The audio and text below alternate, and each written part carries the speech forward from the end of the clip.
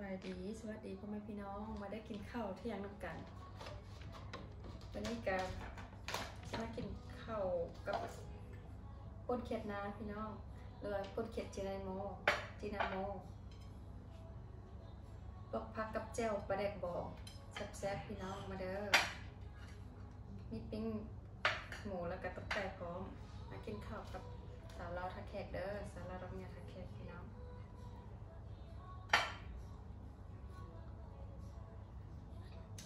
กินข้าวซ้าพุทธะนึงเนาะพี่น้องข้าวกูเดียว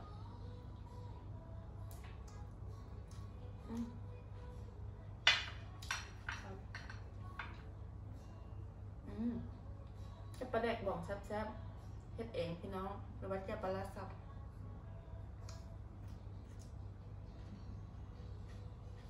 มีลูกน้ำค่ะพร้อมพอดีเมื่อวานนี่เดินทางกลับมานครหลวงเวียงจันทร์เนาะจอดเสารถยนต์นะแถวตลาดทุ่งน้ำมีก็เลยแบบได้ซื้อนอกค่ะกับผักไปรอบเป็นตาสะอ่อนขอโทษไม่ได้รีวิวมาให้พี่น้องเบิ่งก็ขายผักกระหยับอะไรนอกค่ะซื้อ15,000ได้2,000บางงานเป็นกระแส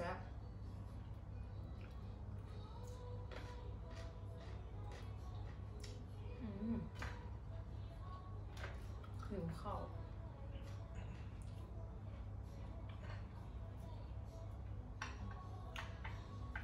จะไปแดกแซ่บๆพี่น้องใครอยากเหนียวไปนั่น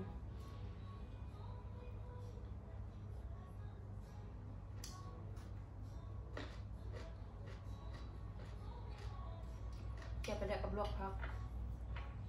อาหารบ้านนอกบ้านนาสุดยอดเลยพี่น้อง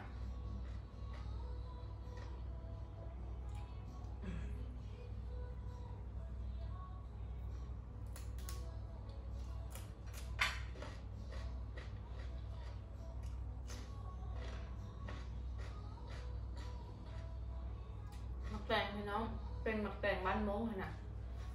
ไอ้น้องชอบส้นเผามงเขาจะปลูกใหญ่แซ่บ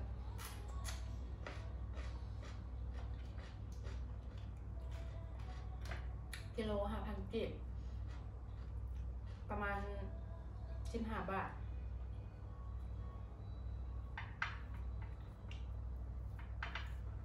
ประเด็กแซ่บหลาย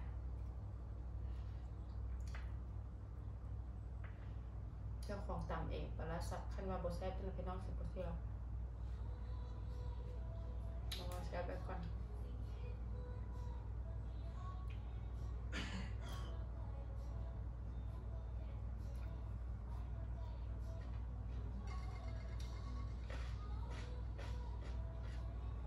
ผักก็มีผักกูดผักหนามพี่น้องแล้วก็มีผักบ้วงน้ำเด้อผักก็เป็นจัดแซ่บถาดหนึ่ง15 บาท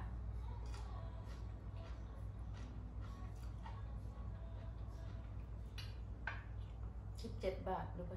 ประมาณนี้แหละ5,000กีบก็จะขึ้น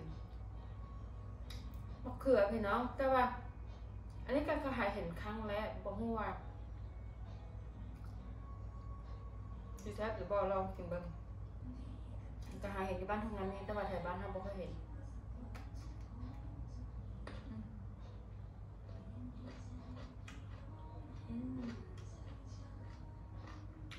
กินเพื่อกับน้ำมะเขือบ้านทำให้น้ำจะขึ้นคือมะเขือบดได้น้ำสบายจะลองบ่เคยเห็นอย่างเถื่อซื้อมาลองเบิ่งมีผักกูดผักหนามอันนี้ก็ได้เป็นผักธรรมชาติพี่น้อง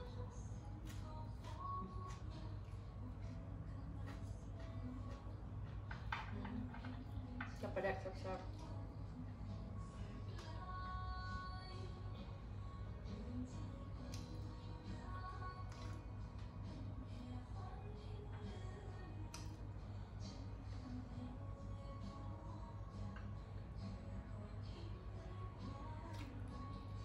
หิวข้าวพี่น้องก็จะกินมุมมันจังหวะขอโทษขออภัยเด้อ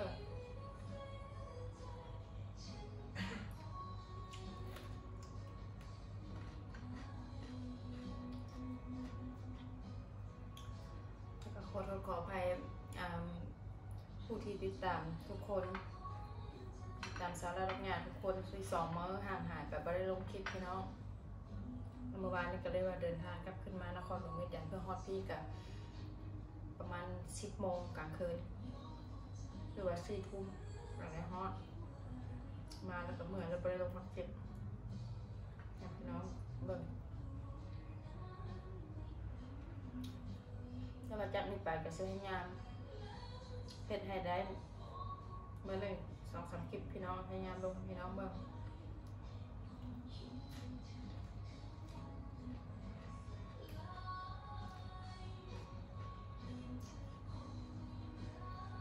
จะมาสาวลาวกับสาวลาวดอกหญ้ากับมือใหม่เนาะพี่น้องมือเช็ดจังไดมันเถอะกับโรเทคบ้านนอกแล้วยังบ่แล้วโรเทคอีกเช็ดจังไดก็สิพยายามปรับปรุงเด้อมีคลิปก่อนๆพี่น้องก็ว่าเสียงตอนกินข้าวเพิ่นบ่ได้ยินเสียงบ่ฮู้ว่าหยังสาวลาวก็ขอโทษขออภัย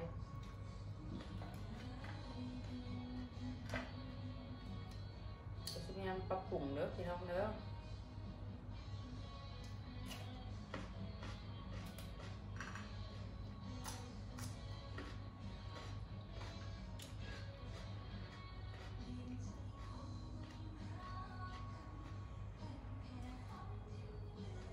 น้องค่ะสะอ่อนหลายแท้หลายว่าตลาดทั้งวันมีตลาดเป็นตลาดของชนเผ่ามงพี่น้องแถวนั้นค่ะมีแต่คนมงบ้านคนมงอยู่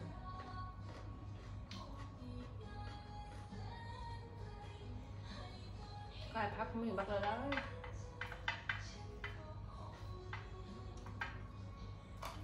ถ้าผู้ใดได้เดินทางไปแถวร้านและผ่านตลาดตนากาอย่าลืมแวะเบิ่งเด้อพี่น้อง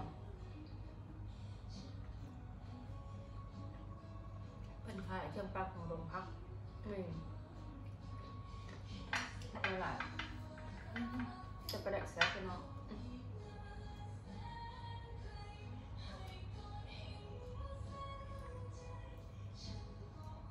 มันเนาะมันหาของมันสุดยอด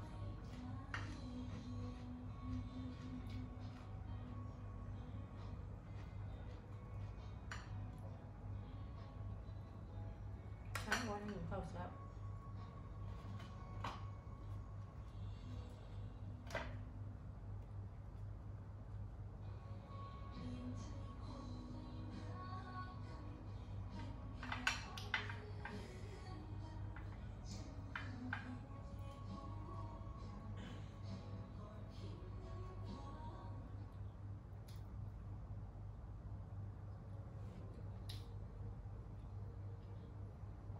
วันนี้อากาศจะเป็น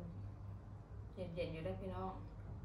เมื่อฟ้ามืดฝนทุกคนจะตกละฟ้าเราแล้วเราจะออกไปในตลาด103ลองเบิ่งเขาเป็นมีเห็ดพวกเราจะกินแกงเห็ดพวก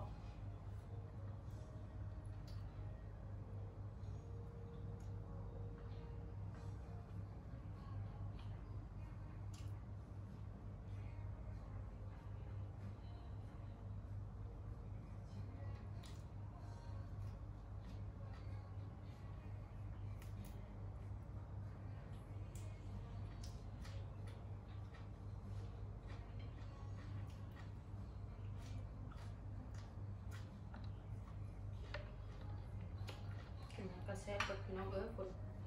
ม้วน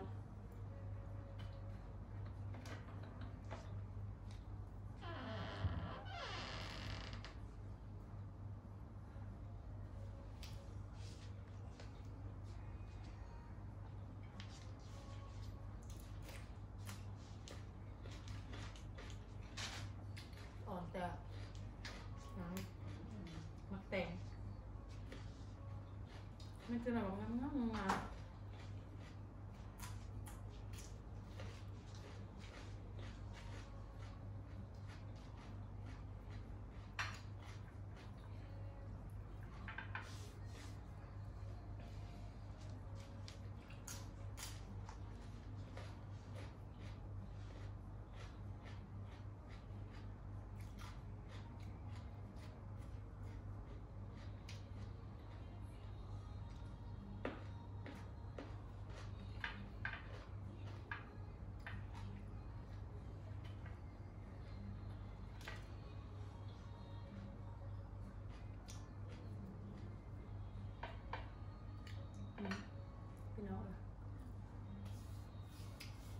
ก็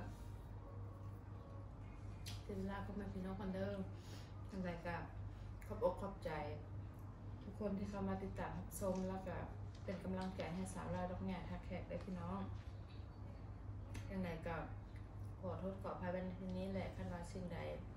ที่ว่าคิดยังแบบสาวลาวกับบ้านนอกเนาะเว้ายังเกิดกะอยู่เฮียนเฮ็ดคลิปใหม่ก็ขอโทษขออภัยหลายๆจังได๋ก็สิพยายามปรับปรุงเปลี่ยนแปลงเด้อขอบใจทุกคนที่ติดตาม